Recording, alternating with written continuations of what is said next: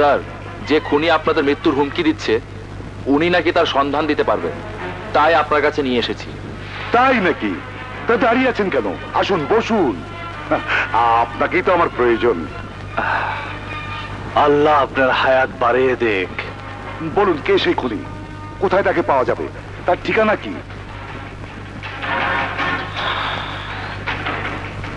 ব্যাপারটা খুবই গোপনীয়, শুধু আপনি একা থাকলে ভালো হয়। স্যার, আমি তাহলে বাইরে অপেক্ষা করি।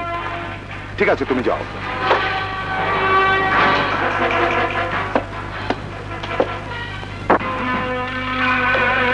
আপনার সাথে তার যোগাযোগ কি করে হলো?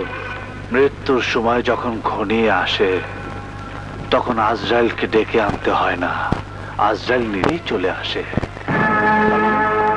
আপনি কি বলতে চাচ্ছেন? যে খুনি আপনাকে খুন করতে চাইছে এটা তারই কথা।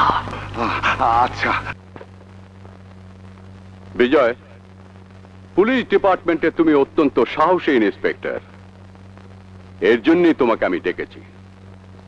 এসপি ইউনুস সিদ্দিকী আমাকে ফোন করে জানালো কোন এক খুনি নাকি তাকে সহ যুব সংঘের সভাপতি মির্জা গোলাম মাওলা এবং প্রচার সম্পাদক কদম আলীকে খুন করার হুমকি দিয়েছে। তাই তাদের নিরাপত্তা ও খুনিকে গ্রেফতার করার দায়িত্বটা আমি তোমাকে দিতে চাই। তুমি তাদের নিরাপত্তার ব্যবস্থা করো এবং খুনিকে গ্রেফতার করো। Thank you sir.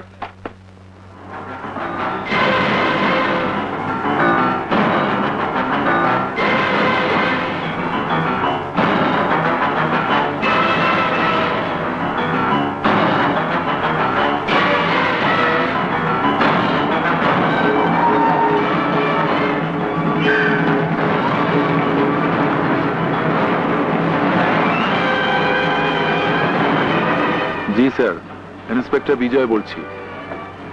চারিদিক থেকে পুলিশ মোতায়েন করে কড়া নিরাপত্তার ব্যবস্থা করা হয়েছে। আমাকে অন্য রূপ ধরতে হবে।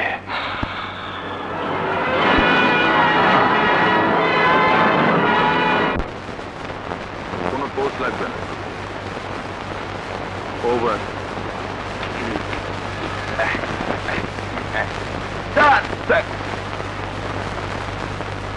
কোন ক্রিমিনালকে সন্দেহ? যে না স্যার, আপনি যেখানে আছে সেইখানে ক্রিমিনাল আর সাহসই পাইবে না। বা একটা সুসংবাদ আছে স্যার, একজন মৌলবী নাকি ওই ক্রিমিনালের সংবাদ দিতে পারবে স্যার। যে কোথায় আছে? একটু দূরে আছে স্যার। চলো। চলে।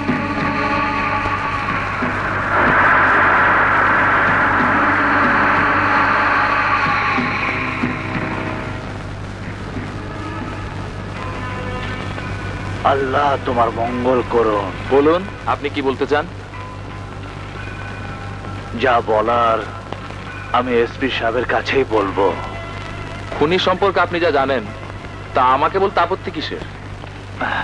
আপত্তি এই জন্য,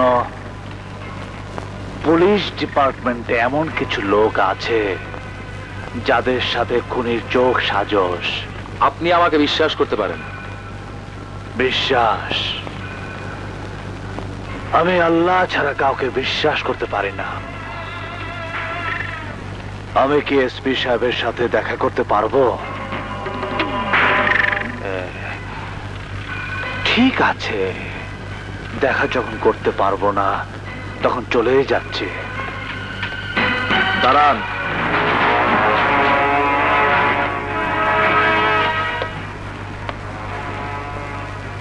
ঠিক আছে, চলুন। আর বলিস না দোস্ত, প্রচন্ড টেনশন আছে। যে কিলার হত্যার হুমকি দিচ্ছে তার কোনো ট্রেসই খুঁজে পাচ্ছি না। আচ্ছা, রাখি। May I come in sir? Yes, come in. আসুন।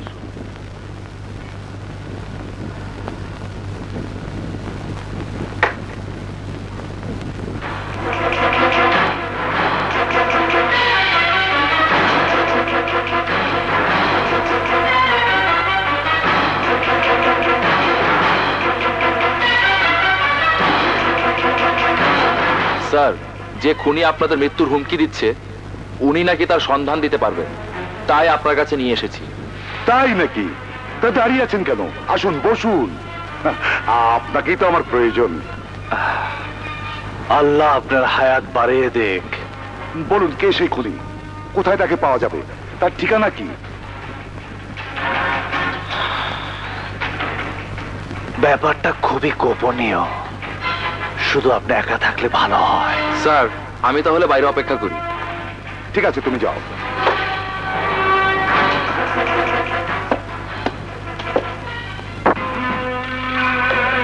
আপনার সাথে তার যোগাযোগ কি করে হলো? মৃত্যুর সময় যখন ঘনিয়ে আসে তখন আজরাইলকে ডেকে আনতে হয় না, আজরাইল নিজেই চলে আসে। আপনি কি বলতে চাচ্ছেন? যে খুনি আপনাকে খুন করতে চাইছে এটা তারই কথা। আচ্ছা,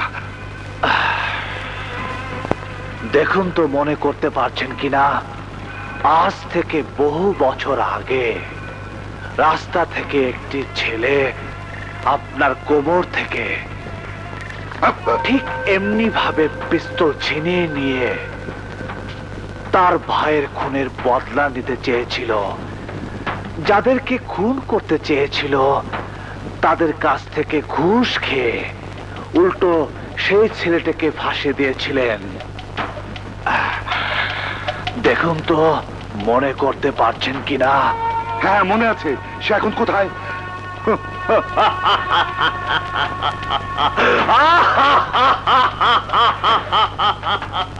বলুন, সে এখন কোথায়? তোর সামনে দাঁড়িয়ে।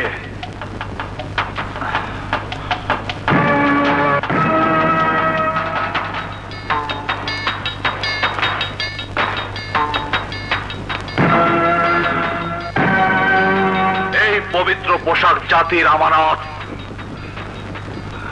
তোর মতো জানোয়ারের রক্ত এই পোশাকে লাগলে পোশাকের অবমাননা হবে। কোন পোশাক? তার মানে তুমি আমাকে কল করছি করছি।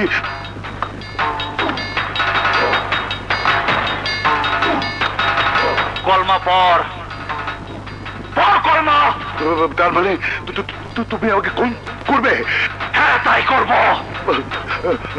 যাতে পুলিশ ডিপার্টমেন্টে তোর মতো আর কোন জানোয়ারের জন্ম না হয়।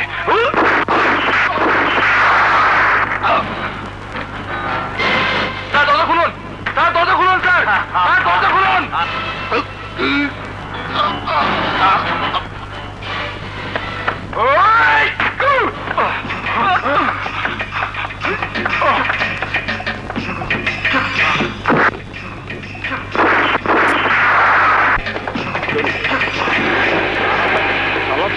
গেলে আরে জলদি।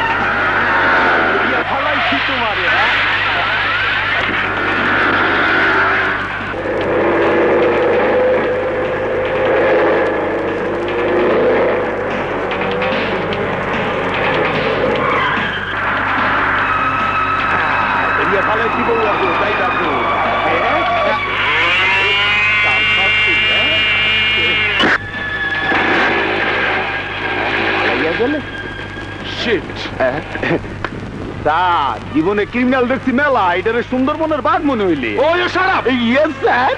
মির্জা, মির্জা আমি নাই, আমি শেষ, আমি শেষ। আমি কোথায় পলাই রে, চিপা চাপা কিছু নাই রে। কি হয়েছে, এমন করছিস কেন? পানি সই। আরে হারাম দাদা, কি হয়েছে খুলে বলবি তো?